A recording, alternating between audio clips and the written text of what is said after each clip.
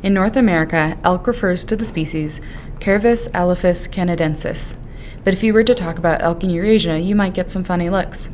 Elk there are what we Americans call moose. If you want to talk about elk with your cousin in Sheffield, you'd need to refer to it as a red stag.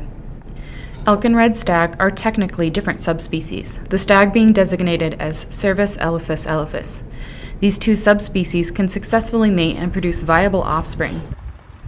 Generally, around the world, when people want to refer to the North American elk, they will call it a wapiti, the Cree word for elk, which means white rump.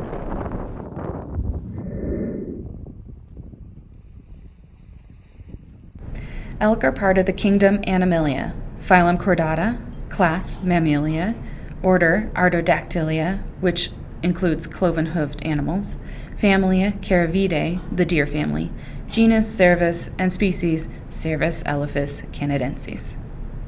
There are 6 North American subspecies: the Rocky Mountain West, which have the largest antlers; Roosevelts from the coastal Pacific Northwest, which have the largest bodies; Tule from Central California, which generally live in a more arid region; Manitoban from the North Great Plains extending into Canada; and 2 extinct subspecies, Merriam's from the Southwest and Mexico, and Eastern living east of the Mississippi River.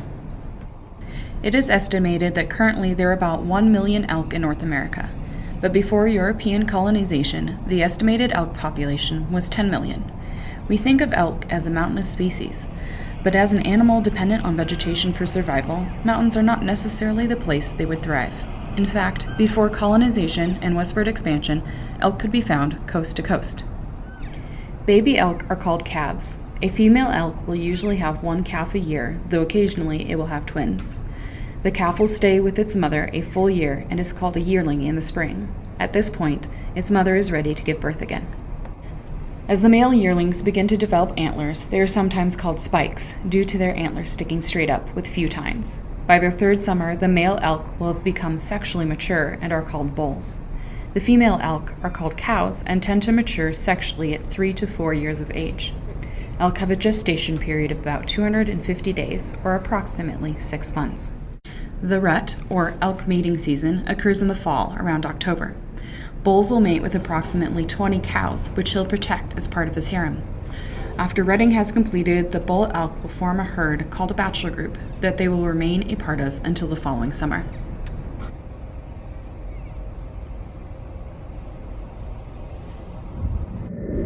During the rut, you will hear the rather eerie sound of bulls bugling. These calls help attract females, as do their large antlers. They also allow the bulls to fight off any rivals. In the spring, you will hear mewing and bleating from cows and their calves, helping them stay together.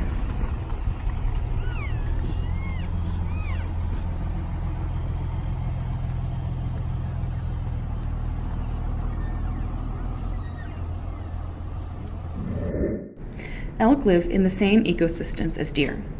You may see deer and elk in the same field, but the deer will give the elk a wide berth. Elk are twice as big as most deer, which causes the deer to avoid confrontation. Besides using size to distinguish elk from deer, you can also use color and antler differences. Elk have brown coats and develop darker brown manes around their necks. They also have a large white spot on their rump. Deer, on the other hand, have reddish or gray coats, and some deer have a similar white rump. Those deer's white spot is much smaller and ends just above the tail, whereas the elk's spot continue up onto its back. Elk antlers extend behind its head, but deer antlers extend forward.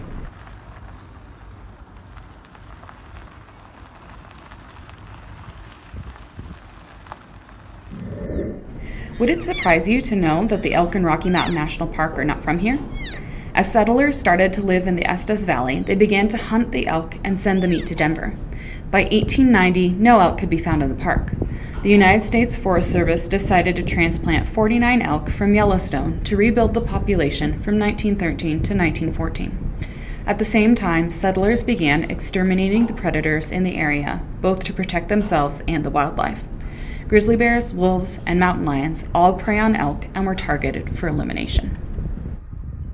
The elk population recovered, then grew to record high numbers by the 1990s, causing a decrease in vegetation and other species that depend on the grasses, willows, and aspen for survival.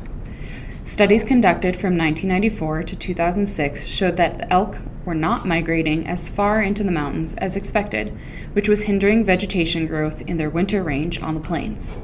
These studies do not take into account that known elk behaviors are all post-colonization and would be different without human interference.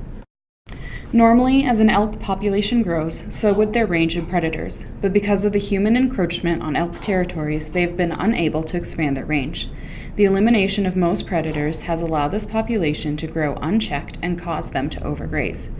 Humans have taken on the role of main predator of elk, but the number of elk harvested is still less than what would occur naturally. In order to restore some balance to the ecosystem in Rocky Mountain National Park, the National Park Service has implemented several different programs. To ensure the recovery of vegetation, they now record browsing and grazing measurements, have fenced-off areas to allow willow and aspen regrowth, and have replanted in areas where no mature plants remain to repopulate.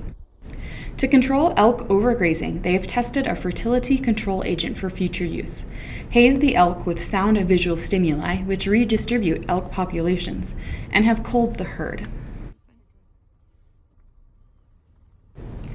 All of these actions will work for the short term. However, without a return or replacement of natural predators and territory, this elk population will continue to grow and need management. As long as we continue to change factors in an ecosystem, we will also have to find ways to maintain its balance.